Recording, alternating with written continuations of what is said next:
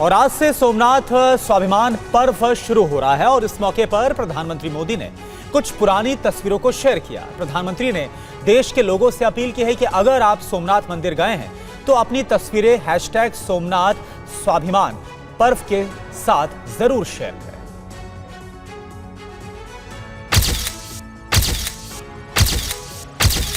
PM Modi ने ये तस्वीरें शेयर की। इन तस्वीरों के शेयर करते हुए पीएम मोदी ने कहा कि 31 अक्टूबर 2001 को सोमनाथ में आयोजित एक कार्यक्रम की कुछ झलकियां भी आपसे साझा कर रहा हूं।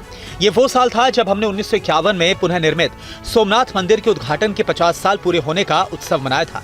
1951 में वो ऐतिहासिक समारोह तत्कालीन राष्ट्रपति डॉक्टर राजेंद्र प्रसाद जी की मौजूदगी में संपन्न हुआ था। सोमनाथ मंदिर के पुनः निर्माण में सरदार पटेल और KM मुंशी जी के साथ ही कई महाविभूतियों के प्रयास अत्यंत उल्लेखनीय रहे हैं। अपने पोस्ट में उन्होंने लिखा कि सोमनाथ स्वाभिमान पर्व का आज से शुभारंभ हो रहा है।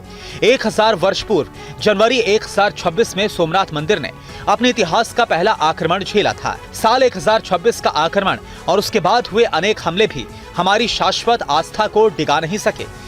आपको याद होगा कि 2 दिन पहले पीएम मोदी का सोमनाथ मंदिर के इतिहास को लेकर एक आलेख भी छपा था। पीएम मोदी ने अपने पोस्ट में यह भी कहा कि अटूट आस्था के 1000 साल का यह अवसर हमें राष्ट्र की एकता के लिए निरंतर प्रयासरत रहने की प्रेरणा देता है। बीएमसी चुनाव प्रचार के दौरान शिंदे गुट के एक उम्मीदवार पर जानलेवा हमला किया गया। हमलावर की गिरफ्तारी की जानकारी अभी तक नहीं मिल पाई। अस्पताल के बेड पर पड़े ये हैं एकनाथ शिंदे गुट के शिवसेना के उम्मीदवार हाजी सलीम कुरैशी को अपराधियों ने चाकू मारकर घायल कर दिया है। बताया जाता है कि उन पर यह जानलेवा हमला बीएमसी चुनाव प्रचार के दौरान हुआ। हाजी सलीम के घायल होने के बाद बगैर देर किए समर्थकों ने स्कूटर पर उन्हें बिठाया और अस्पताल लेकर पहुंचे।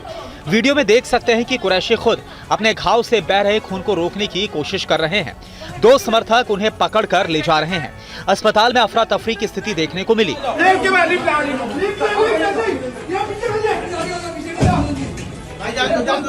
बताया जाता है कि कुरैशी गंभीर रूप से घायल हैं। उनकी हालत स्थिर बनी हुई है और खतरे से बाहर है। आपको बता दें कि सलीम कुरैशी पहले AIMIM को छोड़कर चुनाव के समय शिंदे गुट में शामिल हुए। पार्टी ने उन्हें उम्मीदवार बनाया है। बीएमसी उम्मीदवार पर हमले की घटना मुंबई के बांद्रा इलाके में हुई और इसके बाद खलबली मच गई। पुलिस मामले की जांच में जुटी है।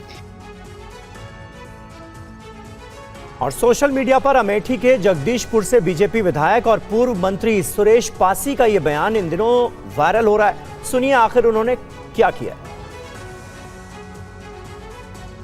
सुरेश पासी जी मस्जिद पर आते कि नहीं जाते हैं? नहीं जाते, कभी नहीं जाते। मस्जिद पर नहीं आते आप? ना गए हैं ना जाएंगे। वोट मांगने भी नहीं जाते। मुसलमानों से आपकी वोट जरूरत नहीं? जीने मरने में भी नहीं जाते, दुख सुख में भी नहीं जाते। बिल्कुल क्लियर है। मतलब आपको कैमरे में बोल रहे हैं, आपको मुसलमानों की वोट की जरूरत नहीं जरूरत। यूपी में अमेठी के जगदीशपुर आरक्षित सीट से दूसरी बार सुरेश पासी विधायक चुने गए। उनका ये बयान सोशल मीडिया पर इन दिनों वायरल हो रहा है।